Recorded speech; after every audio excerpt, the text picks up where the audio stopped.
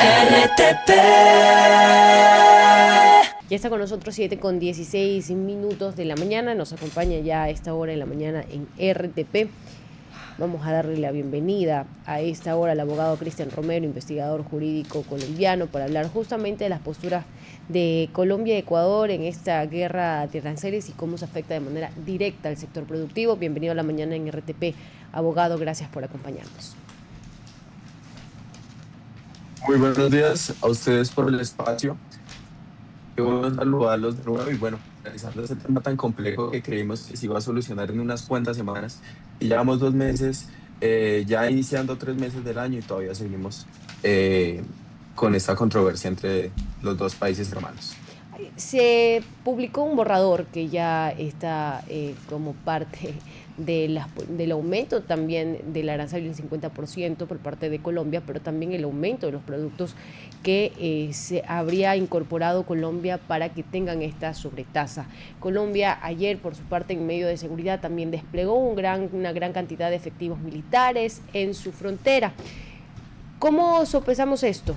Colombia responde, pero después de diálogos, después de días de que Ecuador toma una decisión, le está dando la oportunidad de volverse a sentar a estos dos diplomáticos ecuatorianos que en su momento conversaron sobre este tema, o cuál es la estrategia en estos momentos y cómo revertir también este panorama.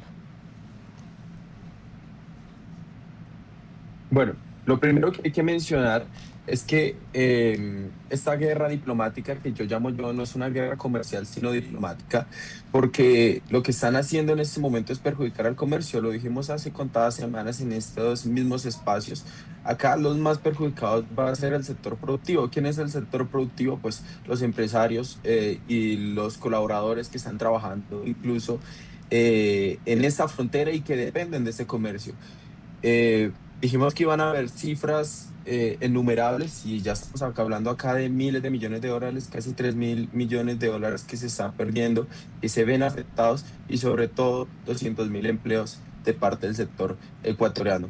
Me gustaría empezar precisamente con eso para poder contestar la pregunta porque no tiene sentido hacer todo este drama económico que está afectando sin duda alguna a millones de familias ecuatorianas y millones de familias colombianas para poder resolver un tema de seguridad. Si bien es cierto, ya el gobierno colombiano está otra vez en la página, como mencionaba el presidente Noboa, para poder atacar este flagelo de la inseguridad, pero no era necesario precisamente llevar a cabo toda esta controversia comercial, aranceles del 30%, después del 30%, después del 50%, y ahora con el borrador que mencionabas del 50% también por parte del gobierno colombiano, para poder sentarse en una mesa de diálogo y de decir, vamos a atracar al flagelo del narcotráfico, de los grupos al margen de la ley, de una forma directa y enfocándonos en el tema de la seguridad, que es lo que nos aqueja a ambos países. Abogado Romero, buenos días. Usted dijo cuando empezó su intervención que la expectativa era que esto se resolviera con un par de llamadas telefónicas. ¿Es realmente tan sencillo? ¿Y por qué tenemos un problema tan complejo? ¿Se trata acaso de voluntades o qué intereses están en juego aquí?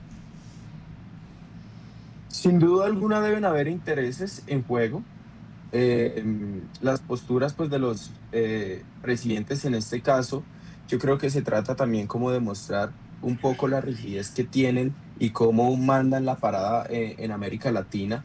Esto también se vio hace meses con el tema de México cuando ustedes pusieron, bueno, cuando ustedes no, cuando el gobierno ecuatoriano puso aranceles también.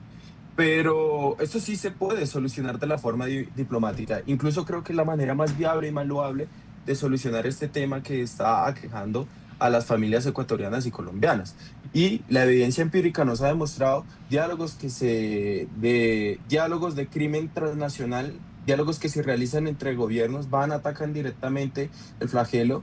¿Cómo lo atacan? Bueno, si el tema es la inseguridad que se ve en la frontera, pues pongámonos en la misma página, hagamos una mesa de diálogo y sentémonos para decir, bueno, tenemos que atacar estos grupos al margen de la ley que tienen presencia tanto en el territorio colombiano como en territorio ecuatoriano, que están transportando mercancías ilegales, drogas, también todo tipo de comercio que pasa por el mercado negro en las fronteras, pues enfoquémonos directamente ahí y no perjudiquemos a las personas, que estas son las únicas que se van a ver incluso obligadas, lo dijimos hace contadas semanas, se van a ver obligadas a participar de la informalidad y del mercado negro para también sopesar toda esta serie de aranceles que se pusieron de forma recíproca cuando empezaron con el 30%.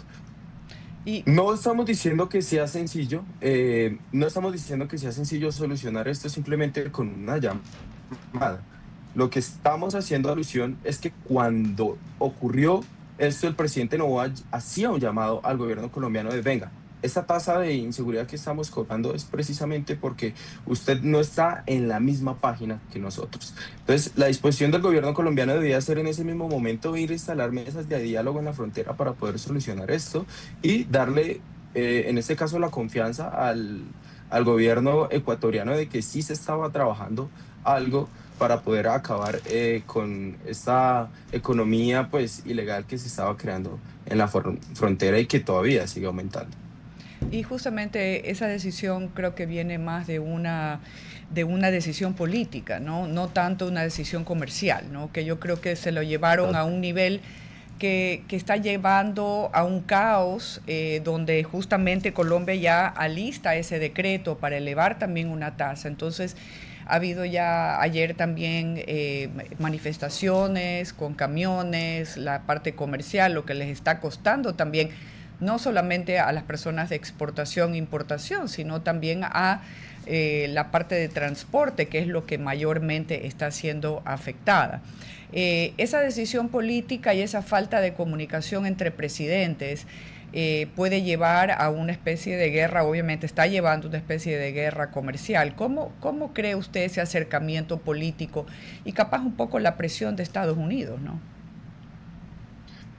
Seguramente la presión de Estados Unidos, me quedo con eso último que mencionaste porque fue vital para las semanas anteriores.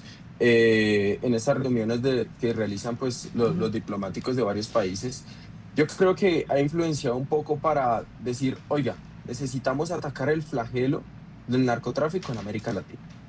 Y de ahí entendemos un poco el malestar del presidente Noboa. Inicialmente, cuando empezábamos a hablar de este tema, decíamos, entendemos que el gobierno Petro, desde esta política de paz total que se está realizando en Colombia desde hace 4 años y hoy, ya en su último año, finalizando, no se encargó directamente de atacar los grupos al margen de la ley. Ajá. Y mucho menos, pues, frenar de facto toda esta economía informal, pues teníamos unas mesas de diálogos que decía sometamos a estos grupos al margen de la ley de una manera más pacífica, no de la manera pues que está acostumbrando a realizar Estados Unidos, que vimos también que fue algo que conversó también con el presidente Gustavo Petro en su reunión hace contados días. Pero sin duda alguna, ese malestar que tiene el presidente Noboa no lo podemos trasladar a las personas. Esto es un tema totalmente político y atacar el comercio en un tema político no tiene ningún sentido. Lo mencionamos y hago mucho énfasis en que se mencionó esto porque lo que estamos haciendo es perjudicar a familias que ya están perjudicadas por este flagelo del narcotráfico. No tiene ningún sentido esta decisión política atacar directamente al comercio. Abogado, le agradecemos muchísimo por habernos acompañado en la mañana en RTP. Gracias por hablar con nosotros sobre este tema. Muchísimas gracias a ustedes.